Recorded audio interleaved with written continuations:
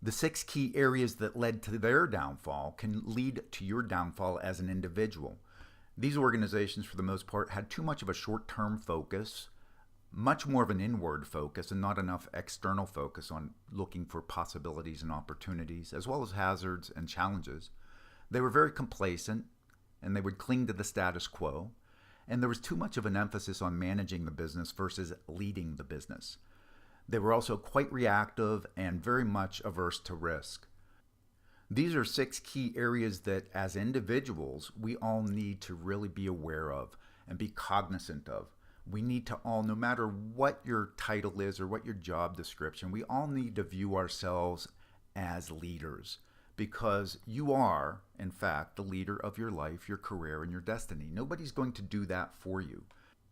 And it's vitally important to understand that all of us, no matter what you do, what your role is within whatever organization you're part of, that we are all being watched and thoroughly scrutinized at all times.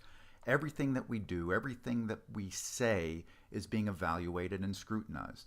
From the shrug of your shoulder to the blink of your eye, we're being watched. And everything we do and the experiences we create for others around us is developing your own personal brand. We would say all of us have a default brand. It's just simply the way that other people see you. It's the way other folks view you. It's their perspective of you. What's the brand that comes to their mind when they think about you?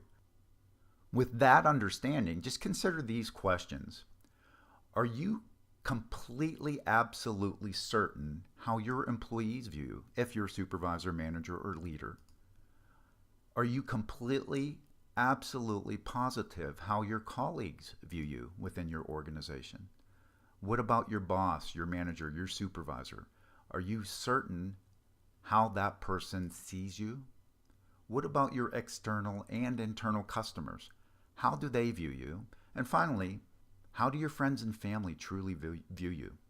The only way we could possibly know how to answer these questions for certain is we need to be asking. We need to get feedback. We need to communicate effectively. And there's a lot of other elements that come into play.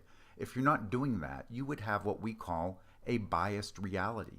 You may see yourself one way, but others see you completely different. A single perspective, we would say, is the enemy of reality. If we're only seeing the world through our own lens, we're setting ourselves up to fail.